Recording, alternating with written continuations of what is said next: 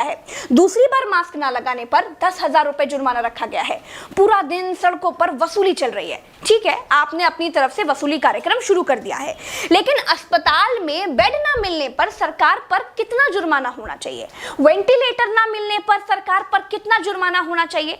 Corona test ना होने पर सरकार पर कितना जुर्माना होना चाहिए? शमशान में मुर्दा जलाने के लिए लकड़ियां ना होने पर सरकार पर कितना जुर्माना होना चाहिए? शमशानों में दिन दिन भर मुर्दा जलाने की वेटिंग के लिए सरकार पर कितना जुर्माना होना चाहिए? जितने मंत्री और ये मुख्यमंत्रियों ने बंगाल से कोरोना लाकर फैलाया है, उन पर कितना जुर्माना होना चाहिए? बंगाल में बिना मास्क महीने भर से घूम रहे नेताओं पर पर डे के हिसाब से कितना जुर्माना होना चाहिए? क्या सरकारों की कोई जवाबदेही बची है देश में? क्या सरकारों से सवाल पूछने वाला बचा है कोई देश में? क्या कोई पूछ सकता है कि 1 साल से देश कोरोना महामारी झेल रहा है, आपने पूरे देश में कितने नए हॉस्पिटल बनाए हैं?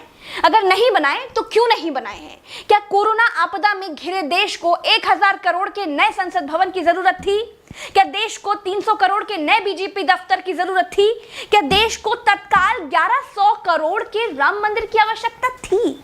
मंदिर के लिए चंदा मांगा जा सकता है तो हॉस्पिटल बनाने के लिए भी सरकार चंदा मांग सकती थी, लेकिन अस्पताल बनाने की नीयत नहीं थी। मूर्ति बनाने की नीयत थी तो बना दी।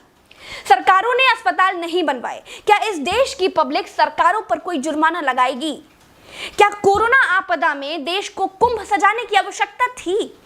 क्या देश को कोरोना महामारी के बीच बंगाल चुनाव में रैलियों की आवश्यकता थी? नहीं थी। देश को अस्पतालों की, डॉक्टरों की, कोरोना की दवाइयों की जरूरत थी।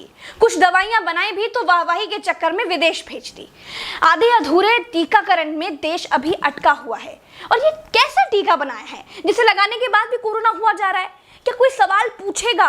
चीन ने कोरोना को फैलाया और पूरी तरह से कंट्रोल कर लिया। अपनी जीडीपी में रिकॉर्ड बढ़ोतरी कर ली। चीन से सब कुछ तो ले ही लिया है, सीख भी ले लो। देश में सब आत्ममुग्धता के शिकार हैं। सबको अपनी अपनी तारीफ चाहिए। कुछ ने तारीफ के लिए तो फौज पाल रखी है, और जिनका मन फौज से भी नहीं भरता है, उन्होंने तारीफ के लिए सूचना और जनसंपर्क विभाग बना दिए हैं। गाते रहिएगा ना, जनता का बैंड तो ऑटोमेटिक बज ही रहा है। जिनके अगल बगल से कोरोना से लाशें नहीं उठी है ना, वो मेरी बात को नहीं समझ पाएंगे। जो कोरोना की पीड़ा से गुजरे हैं, जिन्होंने कोरोना से मरे हुए लोगों को शमशान में जलते देखा है, जिन्होंने कतार में लंबी लाशें देखी हैं, वो